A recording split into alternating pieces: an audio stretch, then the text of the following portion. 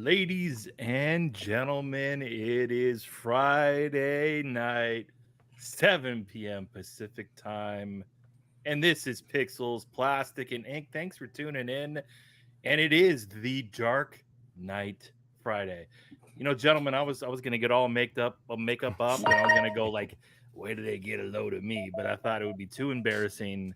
But I am excited, man. Batman is my all-time favorite character. I don't know how you all feel, and Oh we get yeah. to talk a lot about the Dark Knight, Batman himself, tonight on this episode. Before I jump into the agenda, how are you all feeling about the Dark Knight, Batman, Bruce Wayne himself?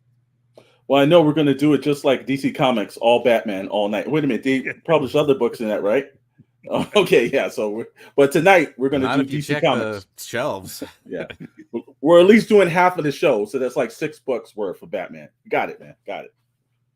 Okay. Well, we're going to start off with a couple of different TV series, films that are coming out in the Batman universe. Our thoughts on the Penguin, Colin Farrell's Penguin, hitting Max, HBO Max. How's that going to do? And then a new animated feature, Prime Caped Crusader, another Batman animated film, TV series. I'm excited about that. Then we will rank the best Batman films. Oh boy, tons of them, some duds. What will be number one? You may be surprised. Then we're going to jump into our plastic uh, talk, and we're going to talk about San Diego Comic Con. There's a bunch of announcements, exclusives. You got to be there to pick up these toys. That's strange. They used to be San Diego Comic Con. They went away from that, and now you got to be in person. What's that going to do to toy collecting industry? And then lastly, the return of Hall H. For those of you familiar with Comic Con, that's been kind of a dud for many years. And all of a sudden, Hall H is back. And who's showing up? We'll talk about that and a lot more. It's Dark Knight Friday. This is Pixels, Plastic, and Ink.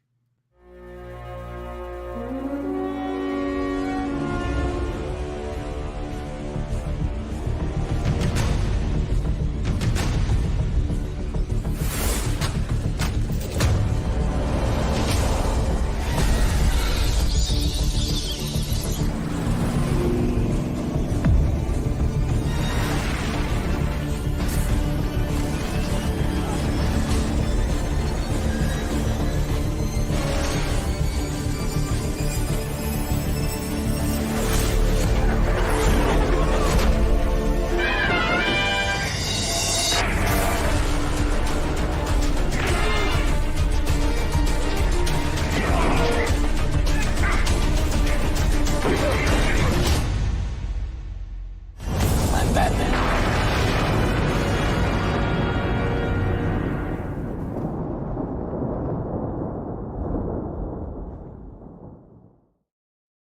Oh man, that gets me hyped up. I want to put on the suit and get on the bat cycle and go to work and uh, see if I can't solve some crimes. But before we jump into it, I gotta say we're gonna go off topic here. Who's the best Bruce Wayne of all time?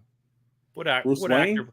Bruce Wayne. Okay. Who's the best Okay. Bruce Wayne actor? Let's jump into the Dark Knight. Let's get into it. All What right. are your thoughts? I'm gonna say probably Ben Affleck. I thought he was a more hardened, Ooh. seasoned.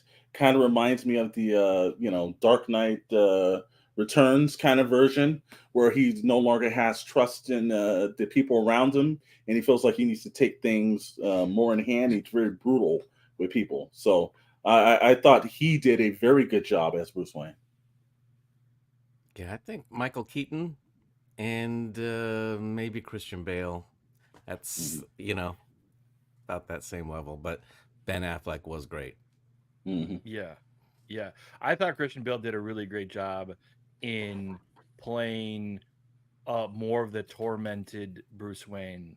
And part Hmm. of it is obviously the storytelling in Nolan's films, but there was something deep down inside embedded that you got a sense of he's this billionaire, playboy, mogul, but then he's got some problems in his head. And I think that he played that way better than, in my opinion, Affleck or Keaton or anybody else did. Mm.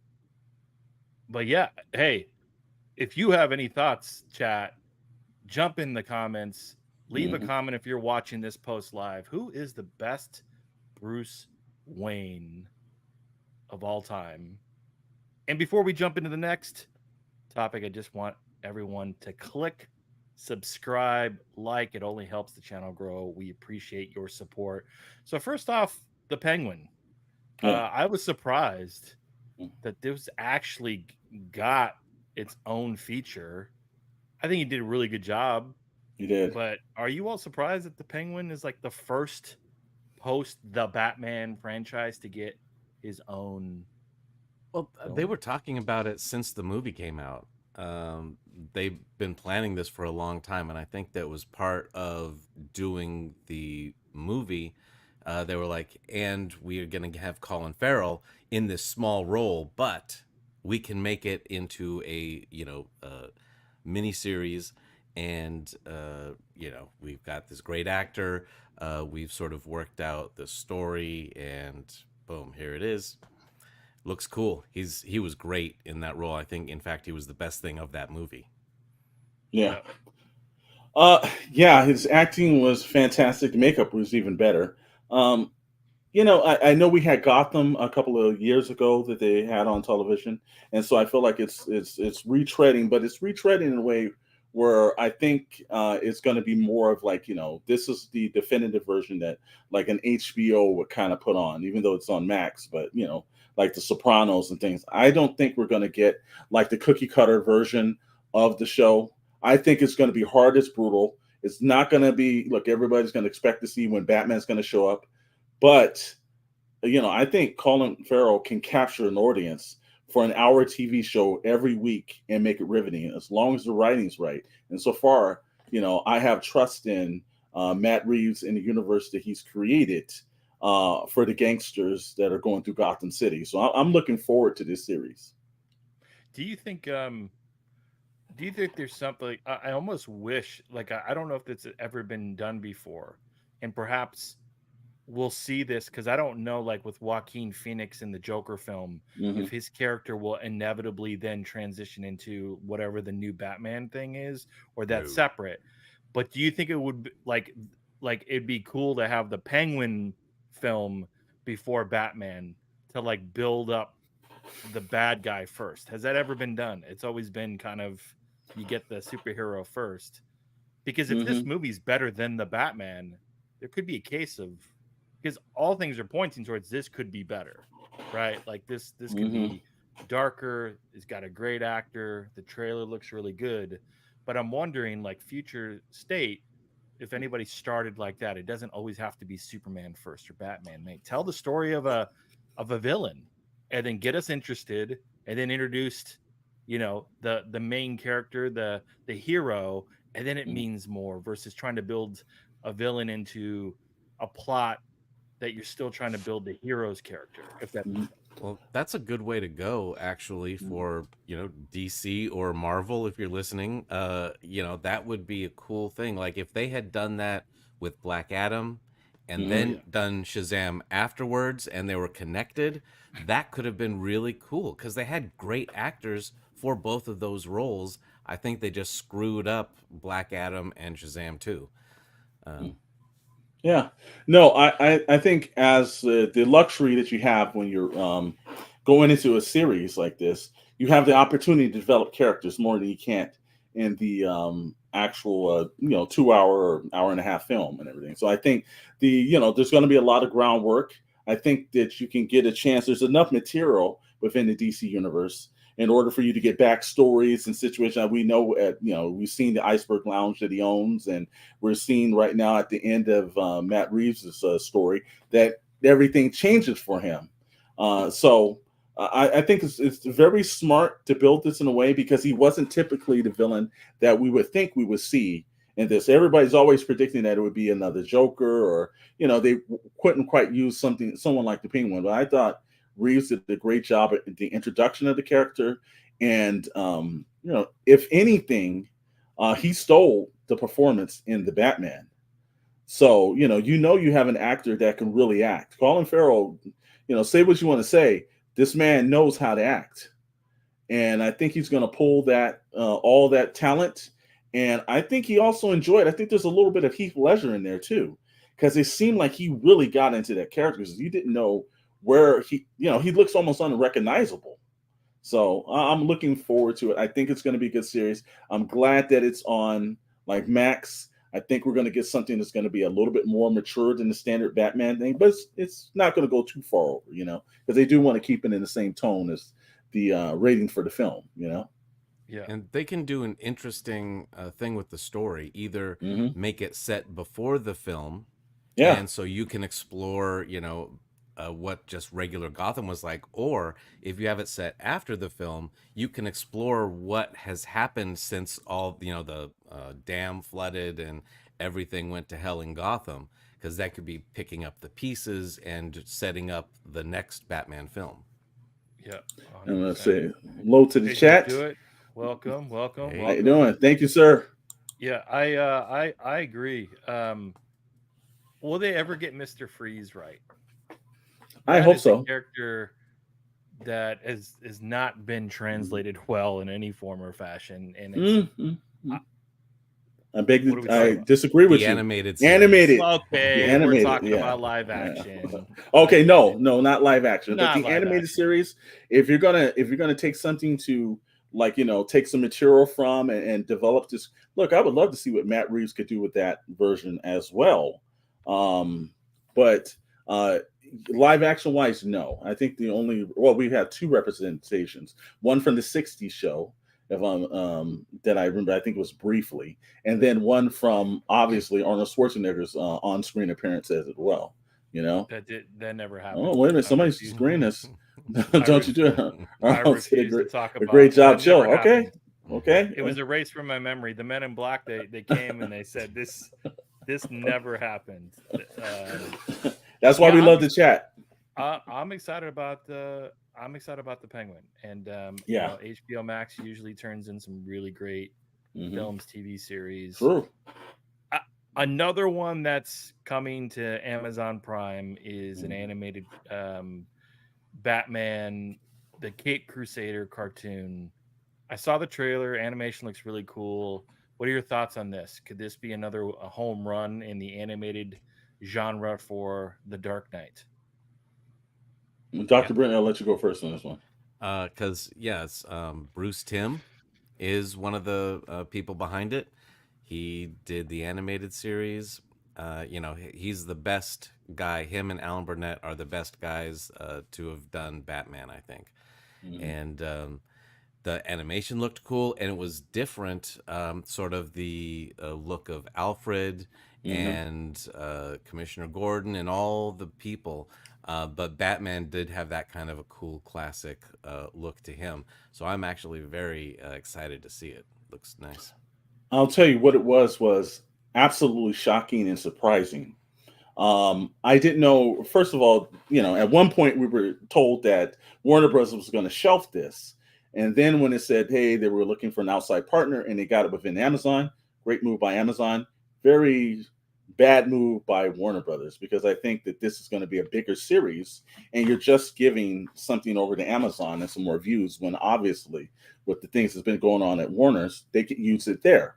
But the designs it has a Batman animated feel to it, like the original series, yet its own.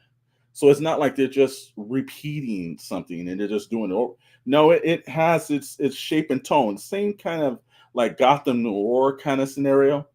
But I like the look of the characters. I like the voice actors that were involved in it. I think they have an opportunity here to gain a new bunch of fans, whether it's because Amazon, HBO Max. I think the one good thing about it being on Prime, I think Prime may get it more eyes maybe than, because there's some people I know that just don't have Max.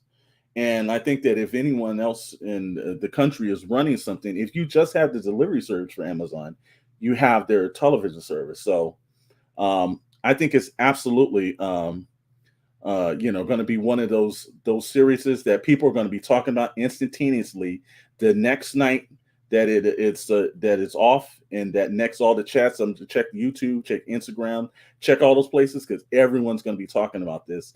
And again, Dr. Brentley said it right. Bruce Timm is the magic formula in the show. Yeah, and I'm happy that this continued animation of Batman. I think they know that these things have worked. If there's a character that's done really well translated to animation, it's definitely Batman. It's kind of like Batman and Spider-Man.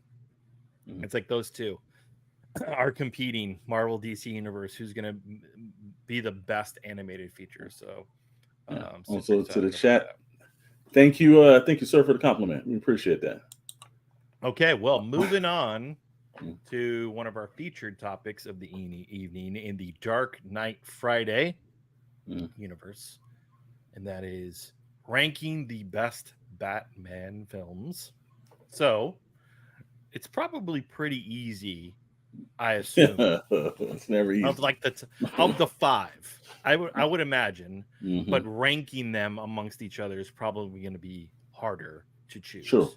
So let's maybe collaborate and figure out the upper echelon, the 5 of Batman films, and we're also including the animated features. We have to any animated films, and we'll go from there. And if there's some disagreements, we can have that conversation, and then we'll jump into ranking the top 5. So I'll go first. I think it's clear as day. The Dark Knight belongs in the top 5. Right? Obviously. No arguments.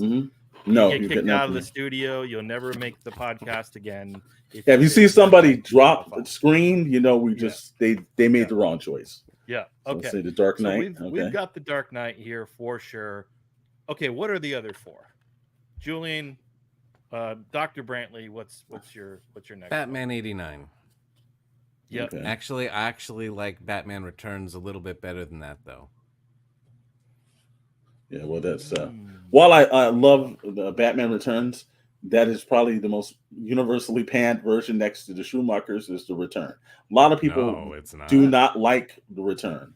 I've had a lot of people they thought it was like the 89 holds a dear spot in their heart, but somehow there's either I know people that like it or people that hate it. I've never heard anybody say that about 89's version though. That's usually universally panned as one of the better ones. If I'll throw in one that's probably not, and if you haven't seen it, it deserves to be watched and everything, but it's one of my favorite versions of the show since the Dark Knight's already been picked. Batman Under the Red Hood. Probably one of the best animated versions of that show, of the movies. Yet it tells a storyline that we haven't seen brought to the screen. So every time I see it, every time it's on, I enjoy watching it, and it's usually one of the better of the animated films. I don't know if that and Returns belongs in my top 5, and I'm happy to have the discussion. I think it's clear 89 and Dark Knight are definitely in those two. I'm gonna say Mask of the Phantasm is in the top 5 for me, and I would have to say Batman Begins is in that 5 for me too. So again, happy to have discussion or argument, but is there any consensus on Mask of the Phantasm or the only reason why I didn't say Mask of the Phantasm, to be quite honest with you, is that usually Mask of the Phantasm is just a slower burn film. I think it's good. I saw it in the theater. It's one of my favorites, but I thought that Under the Red Hood moved quicker, and it wasn't a section of Batman's storyline. Like we've always seen his origin story. Phantasm added a little bit more, but the different Robins, the approaches, the uses of Ra's al Ghul. I would say that it's more of a Phantasm's origin story. Red Hood is an action revenge story. Those are the only two differences. But I could love it both ways. Phantasm's in, and it's not. I'm great with that being in top 5 as well. And what about Batman Begins? Where do you place that? Is that outside your top 5, or would you consider that a top 5 Batman film? I think if it's kind of tough because I do think that that's probably a lot of people's favorite version of the of the Batman because it introduces the character extremely well. But I'm torn because it's different. Like I really thought Matt Reeves did a pretty decent job of introducing his Batman and just kicking it off. I think there was a little bit of a different burn. And you don't like the opening sequence in the Batman? No, I'm not talking about There's a something. couple of scenes in the Batman Yeah, that I I think like, I think but he does. I think he screwed up the whole character. I think he said. Well, I think the detective version wise he did, but I think he sets the tone extremely early. And I think also same thing. But in that case too, I don't know. It's between that Batman Begins, the Batman, and then probably Batman Returns. Those are And the three for me.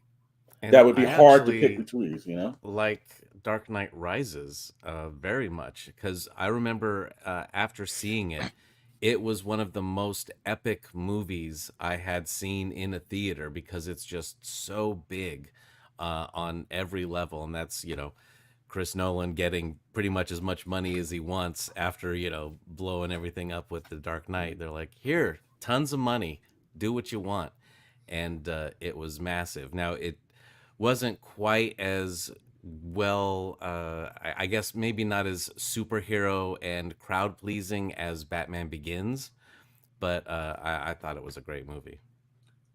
I'll My be honest with you. complaint with that film, I'm gonna be Mhm. picky here, is I I was know going. they had to go and redub it. Is Mhm, like his voice, I mhm, still could not. What? Yeah, You have a problem with me? I couldn't take it. I couldn't mhm. take it. And like, it's not like I can't watch it, but I only wish if they went back and said, dude, like that's a funky voice. I get it. Like, but we got to change it. We got to make it more menacing. Well, I, But that I was don't very mind it. animated, like for that film. it's- We're I might as well put Skeletor voice in there if you like. It felt the I'll same. get you, Batman. Yeah, like yeah, it's. I mean, we're only a couple little lower that a yeah. bit, and we're at Skeletor. So that was my complaint about that film. Yeah, and I thought and it's probably going to be controversial, and I'm glad to go down the controversial route. It was probably my least favorite Christopher Nolan film that he's ever done. I just did not enjoy it. I thought he More than hashed a Tenet? lot of stuff. Let's put it like this. Yeah, more than Tenet. Oh. I think that because the Tenet I had no expectation for. When I was like, I even defy you to tell me what happened in that movie. that's exactly why I had no expectation. Because the trailer moved for the Tenet was like, okay, this is there's every now and then you have a hit film, and then you do something like the Tenet, and then people are like, well, maybe he's not as talented as he thinks he is. It just rolls in there. But there was expectation going into the Dark Knight Rises, and it just didn't meet it. I thought that they give it a little corniness. Oh, he's gone, and yet he's probably sitting on an island somewhere. Sakine, they just did so many, just like tie ups. You had the whole Robin, is he Robin? Is he not kind of Robin kind of scenario? I just thought it wasn't that story. Maybe this is story, not so much from the directing. I just think that story wasn't one of the better stories, and I think it didn't tie up anything extremely well. Well, for those of you who are listening right now, if you have any comments, if we're way off base, if we missed it, drop it in the comment. Again, please subscribe, like the channel, helps the channel grow. We appreciate your viewership. So it sounds like we have a consensus, at least number Mm-hmm. one, which is the Dark Knight. Yes. Any arguments to No. that? Number one. Number two, I think 89. Any arguments on that being No. anything better Yeah, I'm than okay with that. that being number two? Nope. Okay, Dark Knight 89. We're stuck at 3 here. What Begins. falls in 3? Begins. I think Mask of the Phantasm goes to 3. If I had the 3, I would do Mask of the Phantasm. I mean, you complained about the pace of it. Batman Begins. I was did, a hell of a lot better. but here's the point: all the other paces of the Dark Knight moves kind of slow too. So it's like we're going purely on base and everything. This is Rises as one of the best versions of Bane so far. Well, okay, well, Scott, Thank you, Scott. Yeah. Okay, so Phantasm Begins 3 or 4, but I think we could settle that those are like So now Yeah. we're stuck with what's the fifth? Who makes it in the final five? We've heard Dark Knight Rises. Any So Batman arguments for Begins. anything else other than Dark Knight Rises? Is the Batman in there? Any of the Zack Snyder stuff? Even the No. no, nothing. Okay. No, I don't think Even Snyder the actually. 7-hour one that he did. No takers on. Well, that was it's one part is really not one of its films. If you're talking about like his best Batman cameos or something, maybe that worked. But yeah, I think look, I would have loved to see the version that Ben Affleck had, especially with Deathstroke and everything. I would have loved to see that make its way to screen. We just weren't able to see that, so we're stuck Yeah. with what we were stuck with those. But I'll take Returns over Begins. Ooh. Just personally for me, I'll take Returns over Begins. First of all, it's the last time we see Keaton on screen as a character until we see him in the Flash, technically. But I thought they just did a really interesting was way. The last time we see him.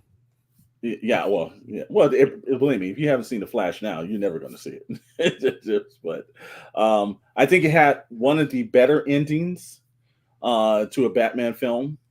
There are always moments and everything, but I did like the way that if you like the Nolan films, Returns ramps up the violence compared to the first movie. There is a plethora of violent scenarios that happen, and so it's like two different versions of it. And plus, I love any movie that spoiled McDonald's Happy Meal rollout. Yeah, I miss those days, man. I miss those days. Okay, so are we saying then, if what I'm hearing right is the Dark Knight, number 1, Batman 89, number 2, Phantasm, number 3, number 4 is Returns, and number 5 is Begins? Is that what I'm hearing? Did I miss anything? What about the Lego Batman movie? Is that a Batman movie? Oh, that was really good. They are in it. I wouldn't put any of them in the top. It's not a Batman top 5. movie. And technically, yes, it is. So it's actually, I think it's one of the best Batman movies because it dealt with all of the character, like every single character that's ever been in a Batman comic is in that movie. Might have to start putting a little disclaimer on the screen that Dr. Britney was drinking before the cast. I'm actually stone cold sober, so no, then pour yourself a drink, sir, so you can start seeing things clearly. Now that's my problem. It sounds like we got our top 5 just for we got a top 5 just for capes and giggles. Dark Knight Returns animated part 1 and 2. Any thoughts? You know what? I thought was that was a good movie? series. Was we could categorize as a movie? I mean, how long? Well, was the animated movie. Yeah, they did part 1. Yeah, it was Peter Weller was Batman. It was great. He was. Yeah, he was. Yeah. No, I can't disagree with Scott either. That was very good adaptation. Yeah. I don't know if it's top 5, but it was definitely good. No, that's definitely. But I think it could be put in top 10. Yeah. It's almost like every creator that wants to take over a Batman franchise universe wants to do the Dark Knight properly. Wasn't that Snyder's vision to do that? And obviously we see how things worked out, but I don't know. Is James Gunn, what's he gonna do with this character? Any thoughts on Batman and his universe? We're gonna pray that he does something right. That's what we're gonna pray on. I saw the Superman photos. That suit, I'm starting to question some things. Well, already. Suits I don't always think make the make or break the character, because there've been some interesting suits in the time, but it all depends on if the story's going to be good, if they're going to capture it. I think the only thing for me that has me worried is there's too many characters involved, and when you have everybody from Mr. Terrific to Green Lantern to these other characters. I understand you're trying to establish the world, but you don't do that with a Batman movie or a Superman movie. I think you focus on the new version of Superman and Lois and building up all the other scenarios. So that's what has me worried, because that's an awful lot of characters to kind of throw on the screen. Yeah, I really think they're just going to use them as little background bits to flesh out that this is the full-fledged DC universe.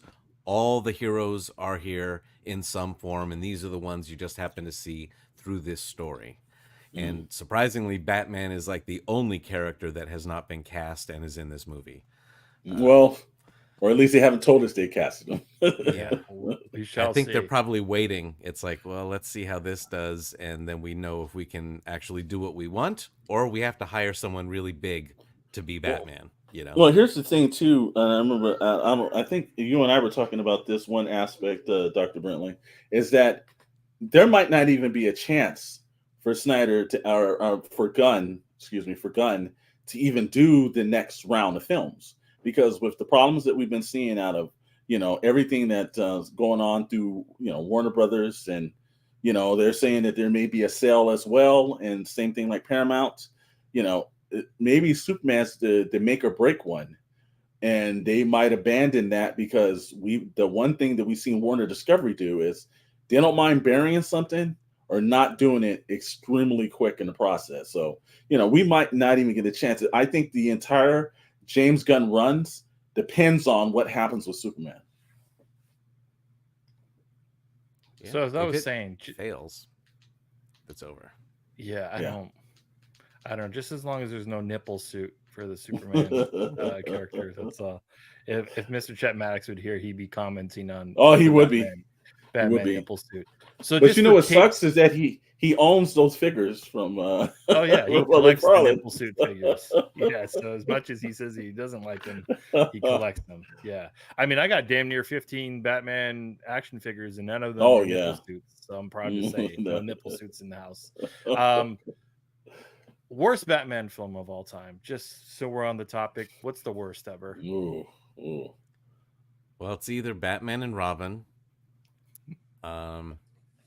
or possibly Batman 66.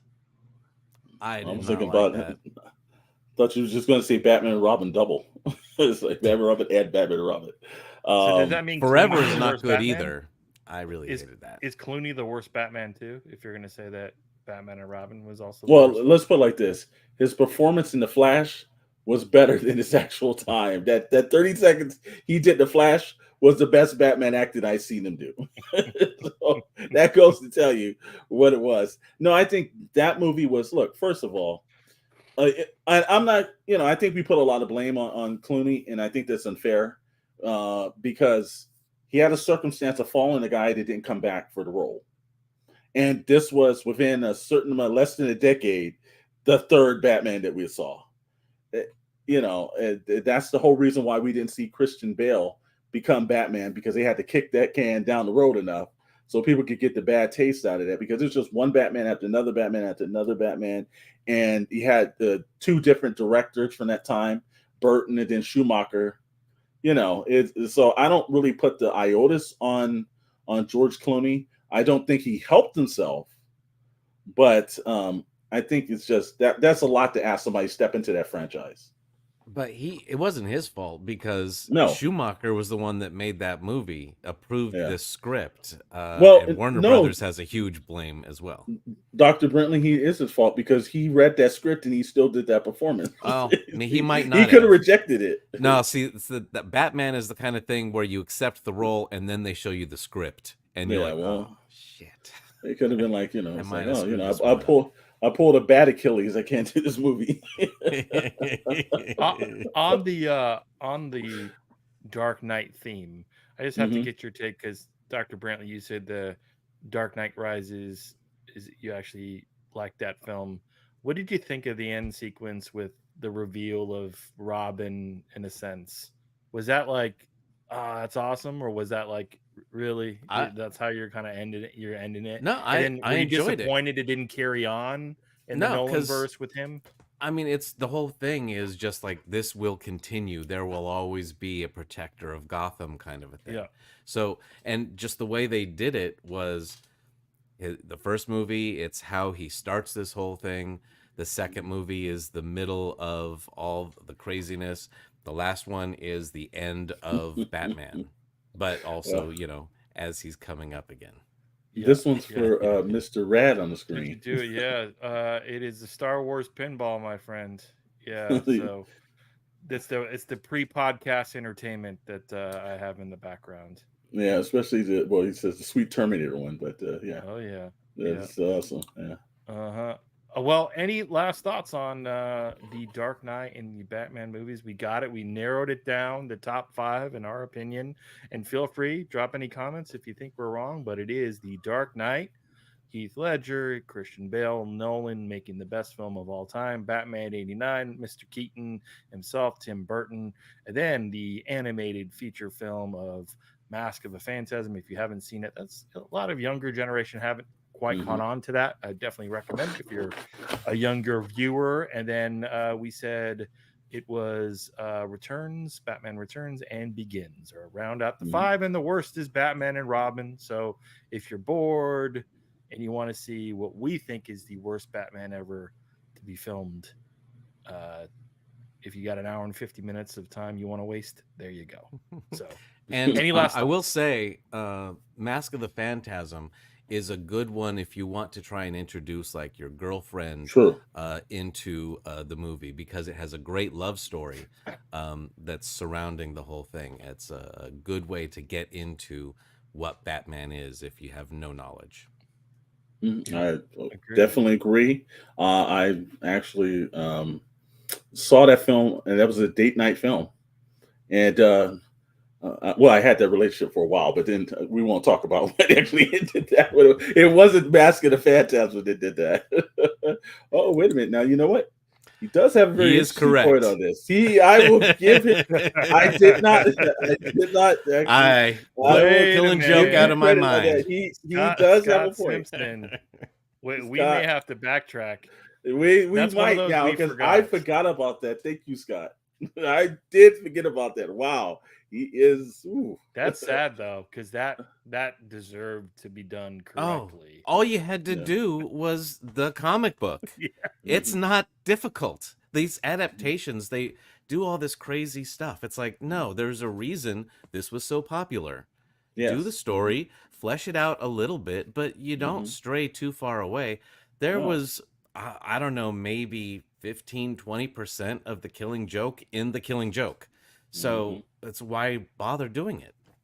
Well, it's kind of like they've done that a couple of times as well, because I remember they did that through Batman Hush, and I was a little disappointed. I'm like, well, this is not Batman Hush, the storyline. So, I understand that they take a little liberties when they're doing the animated films, and there's a reason for it. Maybe they don't want to pay the creators completely. I don't know. It could be the Alan Moore thing, but yeah, he's right. I was left scratched and disappointed by them, because I thought, okay, animated version. Well, all you got to do is animate it right, and did, but I totally made a mistake, because you have to animate it right and write it right. So that's and you even got Mark Hamill back for the Joker. Wow, so it's like you were teed up to have a home run, and you just whiffed it. Whoosh. Yeah. Do you think they've ever done the detective version of Batman right in films? No, not yet. Right? They've kind of missed that. And I'm wondering, like, does that need to be told in a series format? Will Batman ever be a TV series? Yeah, I mean, I think you call it Dark Knight Detective or something like that, and you make it specifically like a Sherlock Holmes type of mystery stories that Batman has to solve and do cool Batman shit. Yeah. I think they could do it. Yeah. Just because some of the books, right? Like, you could just follow along. Again, going back to, if you need subject matter, there's a variety of different stories and tales that you can just, apply to the HBO Max could kill it. Well, I mean, there's 85 years of stories or something, so you got something to work with. Yeah, and the best part is most of those trade paperbacks are available at some of you, because I can tell you this: I can go into any comic book store, we're on the West Coast. There is a piece of Batman trade paperback on the shelf there at all shops. Yeah, I hope so too, Scott. I think that maybe I think there could be an opportunity for that for sure. I do think so too. I just wonder why, like, if it's going to exist in anime, that's great, but like there definitely needs to be some like live action with Batman where there's a detective element. I mean, hell, Detective Comics. Hello, like what are we doing? What are we talking here? Is there a Well, villain? Go ahead, Mr. Storm. maybe that's what they call it, Detective Comics, and that way, animated wise or whatever you're going to call a series that, and that way you're getting, or they call it the detective. Just give us something that it's more technical, and I think that's one of those aspects where I think you could get some really good writing from that. So I see your point in that, sir. Yeah, I think they've never. This could be something interesting around Detective Comics is Mm-hmm. they could call it Detective Comics and they could have like a 8-part miniseries and every episode features maybe a different character. It could be Batman, it could be, but like it's a very like film noir and it's focused on a story from beginning to end, like solving a crime, and then you move on to the second episode. And it could be a variety of different characters and just tell the story a different way. It could be shot for much cheaper than traditional superhero films, and you call it that. It's kind of a vintage era. So people don't expect, you know, Thor's hammer flying out of the sky, but it's like, very gritty, right? Because I think we're all accustomed now, especially the younger audience, of like superhero films. I better see a Hulkbuster destroying Hulk through a building, but no, like make it that, but tell stories of the past in an updated form. I think that'd be really cool, and maybe you call it Detective Comics. That's kind of cool. Well, That and would be kind of cool. actually, a kind of a interesting thing to do would be make it a period piece. So you like set it in the 30s or 40s, and so you have like that original Batman style with the Art Deco and the big cars and all that, and you can do some interesting things. And his technology is still going to be way behind what we have now, but we can see like he's just a little bit ahead of everyone else. Mm. Warner Brothers, are you listening? Are you listening? I mean, why not? Come on, you got something you could do differently, right? What Let's do it. I can tell Let's you, do it. Rad, according to our agent, they're not. So, They are I can not. tell you Well, right now. somebody spread the word. Yeah, Somebody he'll spread be the like, word. no, they're not Yeah. listening to you or Dr. Britley at all. Not the both of you guys. Yeah. And in the DC universe, one thing is for sure unrelated to Batman, but in the DC universe is the Lanterns has been green lit, and that Yeah. has a detective element in it. And speaking of Tenet, we have uh, Mr. Washington as one of the featured actors in it. So I'm excited about that because that's another DC film franchise that has Yeah. not gone well. Those characters have not been told well at No. all. And maybe it's time that they do. And the good thing too is that if you enjoyed that Watchmen series, Damon Lindelof is actually involved in this as well. And every time I tell people about, hey, well, which one is probably one of your kind of like secret best, like versions that DC did. Everybody always says the Watchmen TV series is one of their favorites. It's very rare that I hear anybody saying, it wasn't. Everybody's like, wow, they really took that in a different direction. And I like the fact that it only needed one season. Sometimes they'll try to muck it up and they're like, let's go to, they're like, leave good enough alone. That's all you And need. they have done that, Yeah. Very rewatchable too. Sure. Very rewatchable. Okay. Anything else on The Dark Knight or Batman? This is fun to talk through. But I'm excited for the future of the Batman films and TV series. We're in a bit of a rut, and we're hoping for some magic to recapture the moments of the the late 80s, early 90s, and obviously Nolan resurrected the franchise. Pockets of good animation and stories, but we need someone to grab a hold of it. And is this going to be James Gunn? Maybe it starts with the Penguin, but obviously a little bit different. We'll see. But I'm looking forward to both of these TV series that we talked through. I am too. Sure.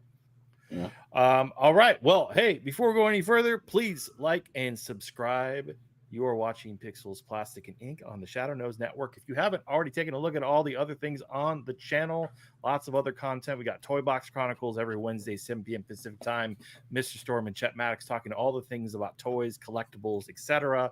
We've got a variety of other different content as well. Pro wrestling talk, rumors, news. We got pre-order videos for the toy fans and other lots of other things, including if you're into GI Joes, movies, films, all that stuff, and a lot of other humorous things. So, Before we wait, move on, yeah, just one last question. Was wondering if you one of the gentlemen has played the Arkham games and the oh yeah, Telltale Batman games, and if they're great detective moments. Hopefully, with James Gunn can have moments like that. I have played most of the Arkham games, and there are an element of detective in it. I haven't done the Telltale games.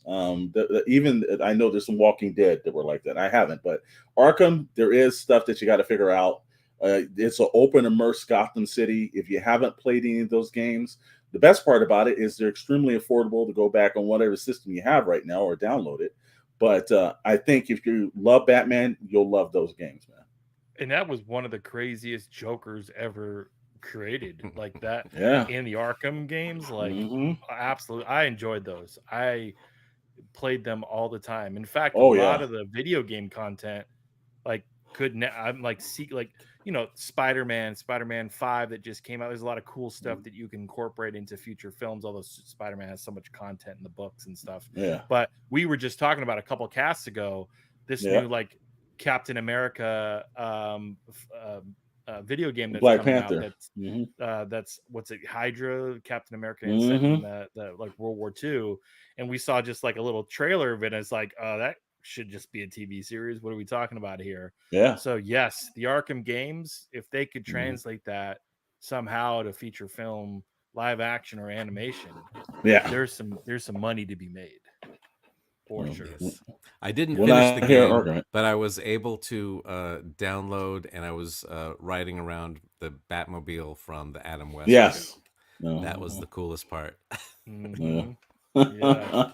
Yeah, I mean, I forgot what game I just was playing recently. It's the one you could be Red Hood or Nightwing, and I think it's Oh, that's the Gotham Knights, I Gotham think.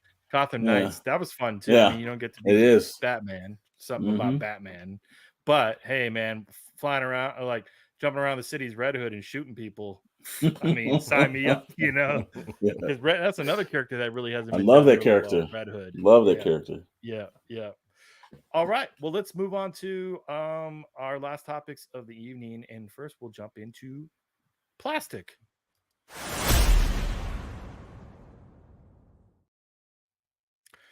So in the world of toys, we got the San Diego Comic Con that's up and coming come July, and a lot of interesting things in terms of exclusives that popped out. A variety of different toy manufacturers now thinking, hey, like, the digital con universe still exists, but the physical presence, let's reward the fans.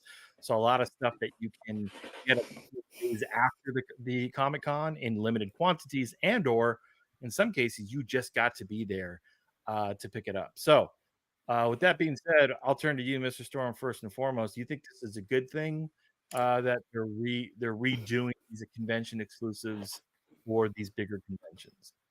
One, we always try to have a plus negative kind of review on it.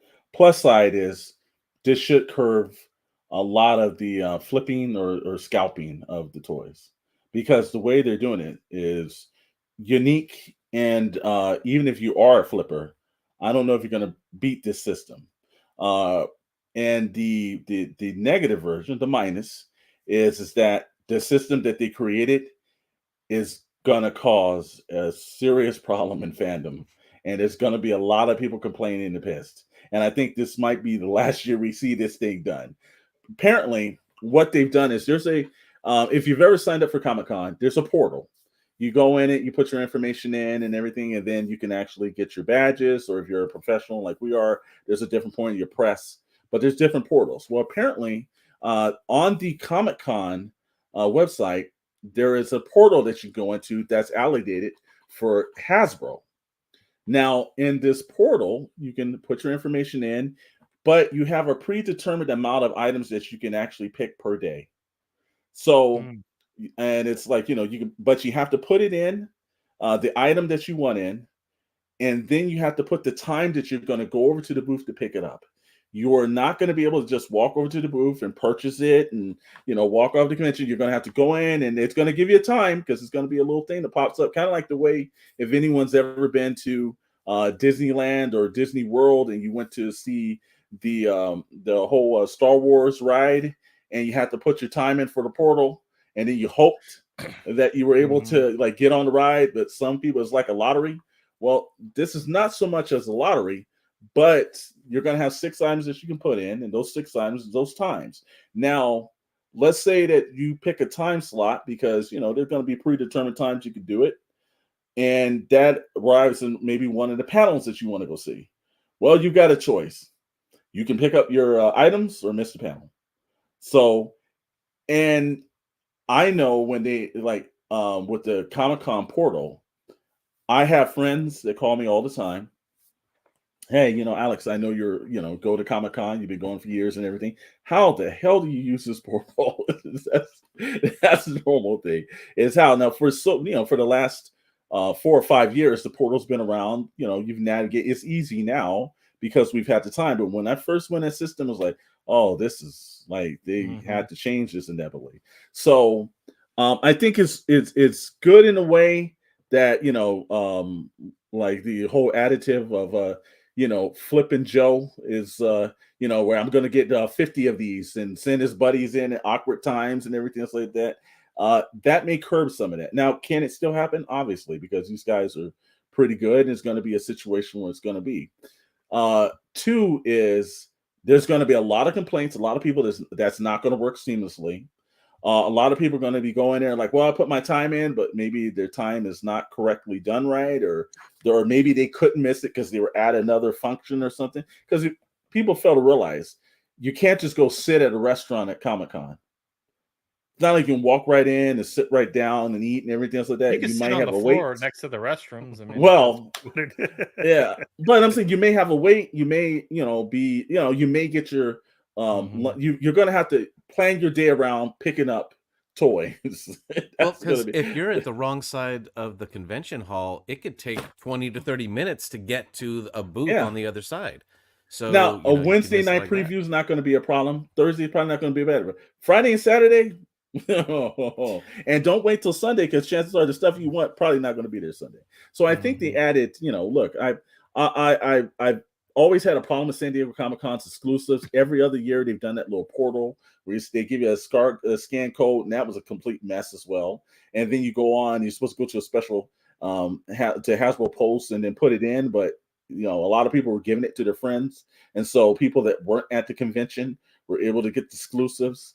I think the way they combat this is like, really stop doing these exclusives at these conventions, because one, you are breeding scalping, because whoever buys this is throwing it online instantaneously for almost 50 to 60% higher than they purchased it. So you're not breeding that much when it comes to somebody overinflating it. And 2 is, I think by the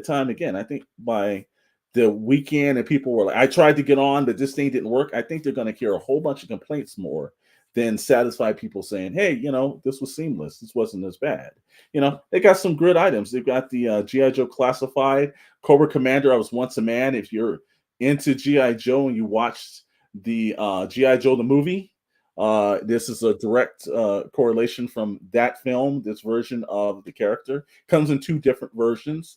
The man and then the half man, half snake version. So very interesting, very cool. It's interesting exclusive. I saw that NECA has some stuff that's going to be popping up down there. I know Mattel's having their Naboo Starfighter, or now Royal Starfighter, that's going to be exclusive. So there's some really nice items down there, and I'm curious to see how Mattel's going to do this, because this is just the Hasbro part of it. I wonder if Mattel's just going to use Mattel Creations, and they're just going to have a no muss, no fuss, because Mattel Creations also, I've had items where it was day one, they dropped it, 30 seconds later it was done, and that was it for the weekend.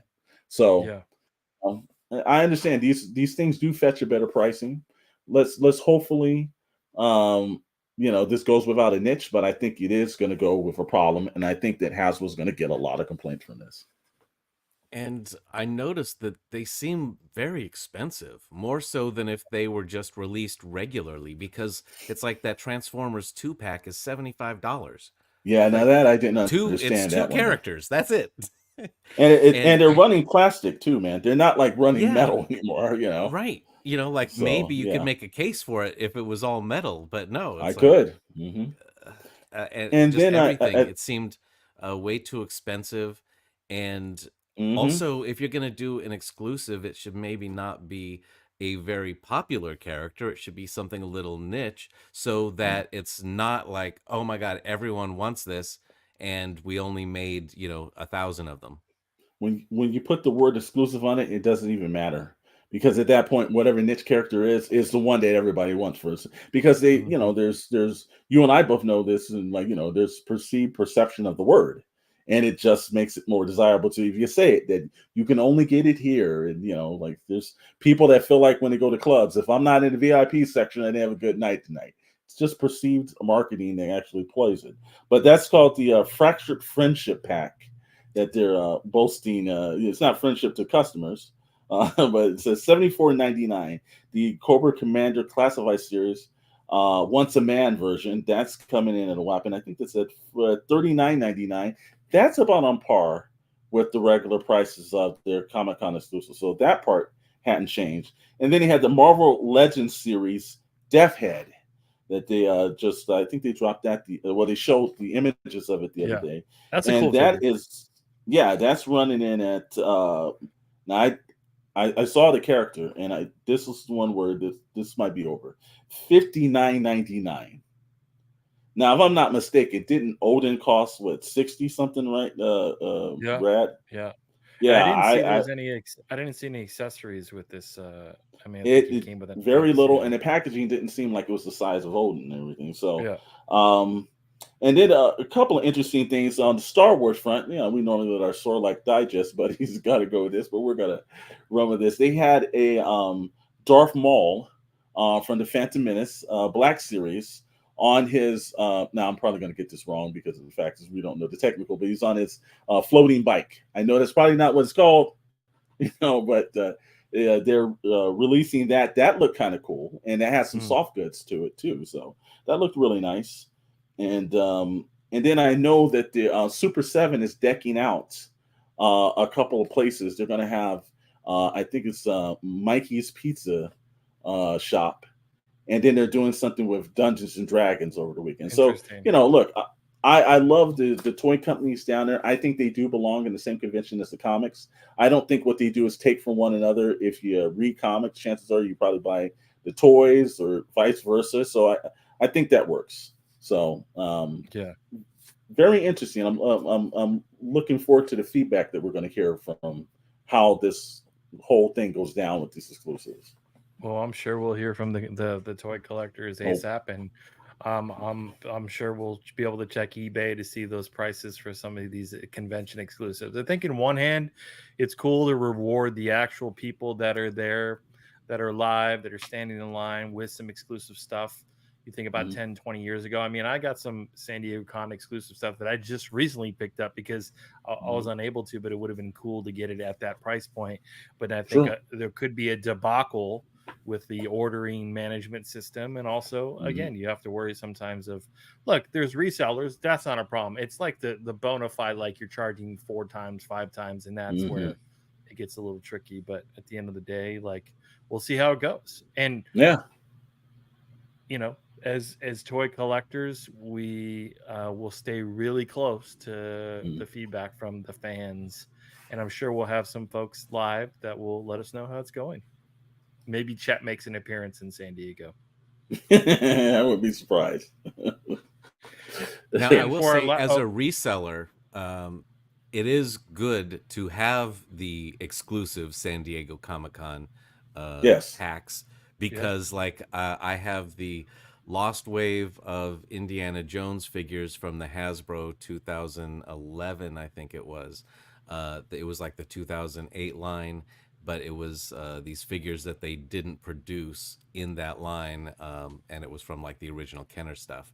But I've got this beautiful box, and at the time it was like maybe $50 or something, and now it's like $500. mm, So yeah, Look at wow, Dr. Brittany name okay, dropping right there. okay, okay. When is your whatnot live? Yeah, exactly. Show? Soon. That's so funny. And on to our last topic of ink.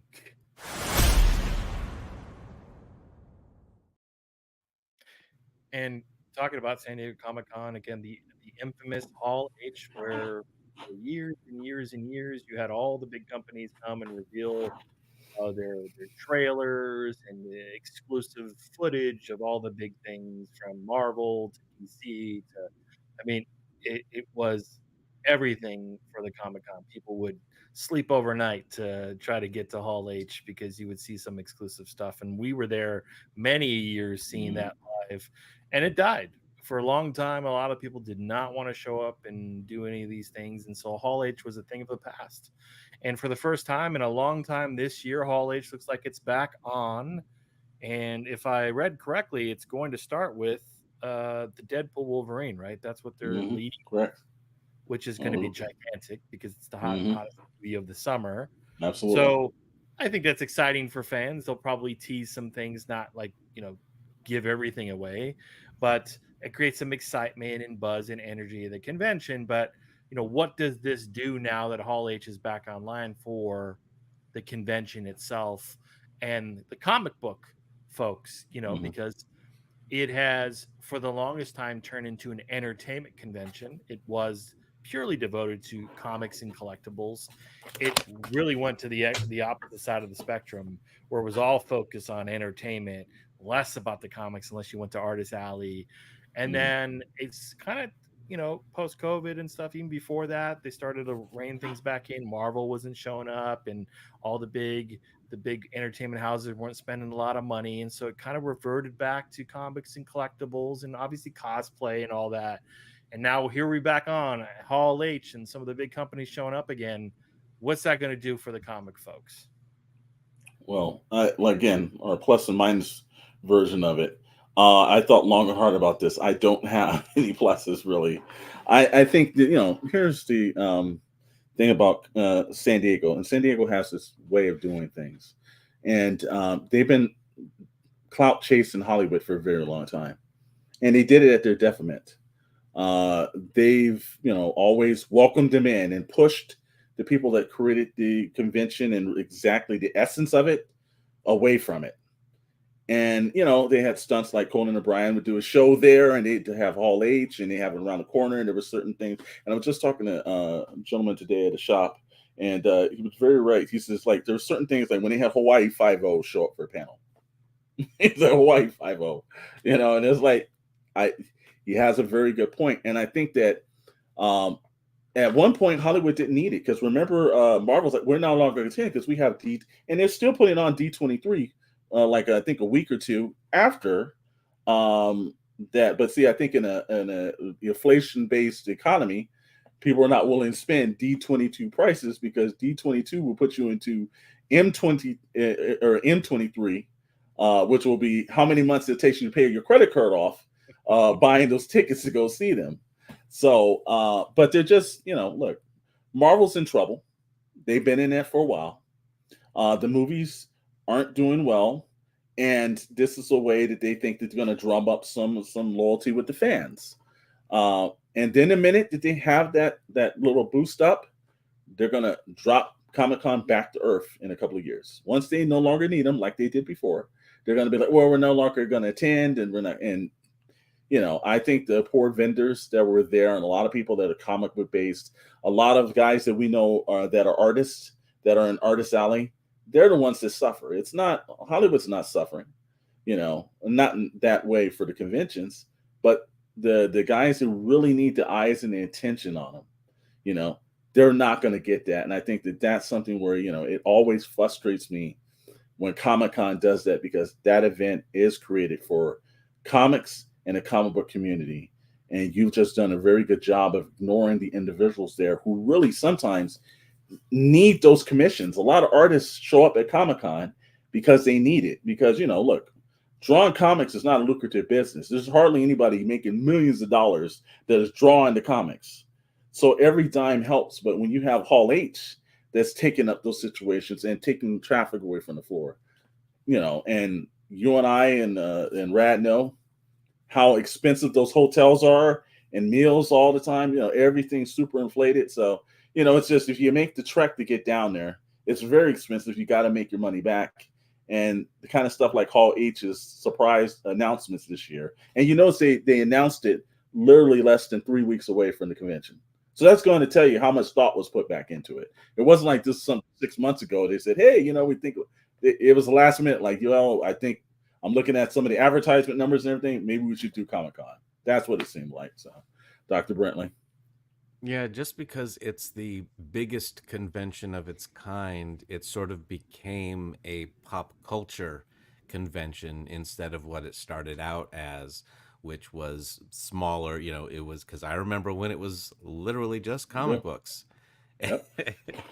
And yeah, the companies with more money can come in and have their way with you, and when they're done, they leave.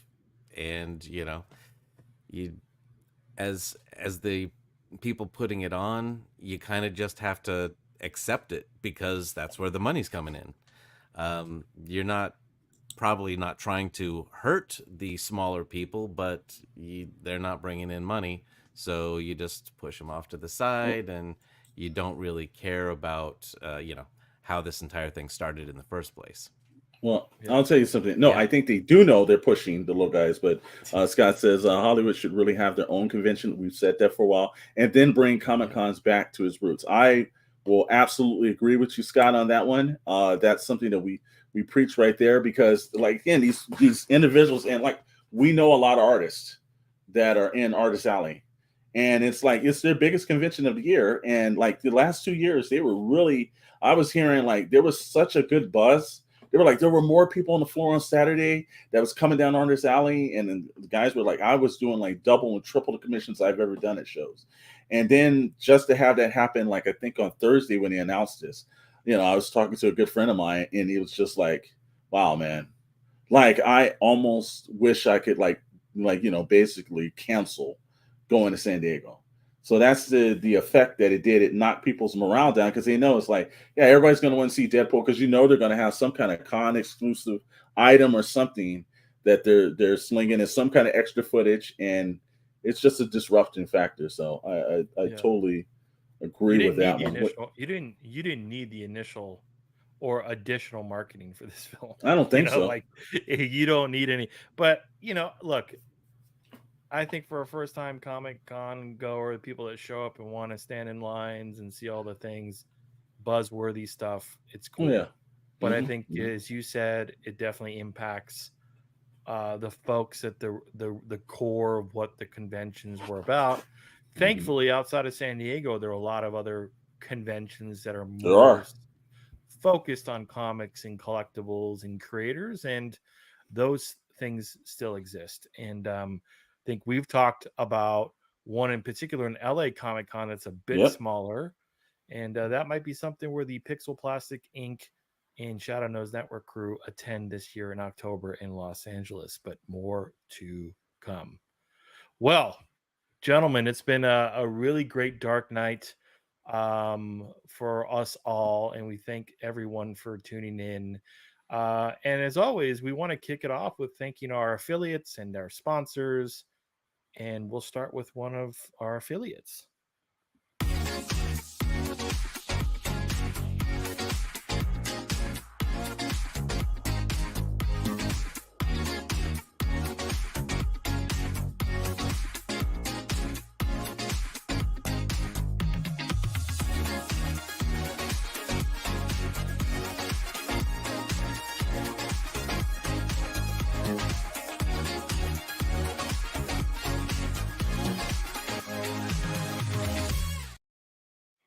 All right. With shipping, it is cheaper than the actual price of the item with our code and the free shipping.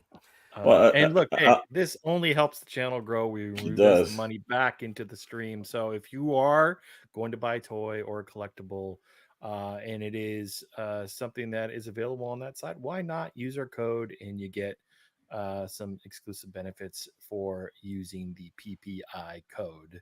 And outside of Entertainment Earth, we also have to recognize the mom and pops. We do. And to do that, Mr. Storm. Yeah, always my favorite part after our editor really killed it and everything. It's like, wow, man. It's like we didn't even ask him to do that. That's he's just like, let me just knock that out. That's what I love about the guys who work behind the scenes. You know, it's like you might just see our three faces up here, or in most nights four, but there's a bunch of people working behind the scenes that we got to give some credit on. So thank them for that. Toys versus Games in Wilmington, California. The reason why Toys versus Games is essential into space is that now we've seen with the Target and Walmarts, they're pushing out the small toy stores. It used to be that neighborhood toy store that you went to and you were able to have a friendly face, that you were able to chat it up for a little while and purchase something. Try doing that inside of a Target and Walmart. It's take the product, leave, get out of the store. You know, you want the engagement, you want the people to sit there and actually care about you. It's like, you know, it's like the Cheers thing where everybody knows your face, knows your name. It's like that's exactly what you do when you go to small mom and pops like Toys versus Game in Wilmington, California. Not only do they have old collectibles, they have some newer items, and the beautiful part about it is Tony and his wife are such really nice people that it's just a pleasure every time you go in there. It is Shadow preferred store. And we always use this line. They've been rocking since day one with us. So we appreciate Toys versus Games. Awesome. Very cool. And hey, we appreciate you all jumping in. Scott, thanks for the comments and commentary. We love it. For those of you who don't catch us in the live stream, feel free to comment as well on the YouTube channel. And then just a last call out to all the content. And first off, we want to thank our sister channel, the Sarlacc Digest Podcast YouTube channel, for all your Star Wars content. Mr. Storm was a featured guest last week, and live stream Wednesdays, got the Fallen Fett Chronicles at 6 p.m. Pacific time on the Fallen Fett YouTube channel, and then Toybox Chronicles, Mr. Storm and Mr. Chet Maddox, 7 p.m. Pacific time Wednesdays here on the Shadow Nose Network for all toys, collectibles, news. And then immediately following that, the Sarlacc Digest Podcast at 8 p.m. Pacific time on their podcast YouTube channel. So hey, Wednesday nights are packed, man. 6, 7, 8, boom, boom, boom, man. You got all things to watch. I don't know what's out there in the streaming world on Wednesdays, but I can't imagine it's not as exciting as a Wednesday night full of toys, collectibles, Star Wars, pop culture. There you have it, Mr. Storm. Yeah, making things happen. And I'll tell you something too, man. If you have an opportunity, because if you're watching our show and you haven't watched the Sarlacc Digest, look, first of all, it was intimidating as heck to go over to their channel because I knew I had to get my Star Wars stuff up. I had to remember that Jedi were bad, Sith were. Wait a minute, that's totally wrong. That's it. Jedi. Well, not if you've been watching The Acolyte. My notes have been all messed up, but no, they have a wealth of knowledge. If you are into Star Wars and you're like, on the fence about what's the show that they get to, positive atmosphere, no matter what the topic is. A lot of great guys. They laugh, they have a good time. But it's just a really nice bunch of gentlemen. It was nice to come over there and see them. I catch their Wednesday shows at least. It's really nice to be paired up with such a great group of individuals. And if you're into Star Wars, it is a must. You've got to watch the Sarlacc Digest podcast. Awesome. Very cool. Well, lots of other content on the channel. Again, we invite you to do it. Pro wrestling, pop culture, toy reviews, etc. We appreciate, again, subscribe, like the channel. We will see you next week, Friday, 7 p.m. Pacific time here on the channel with another version of Pixels, Plastic, and Ink. Have a great rest of your Friday. See you next week.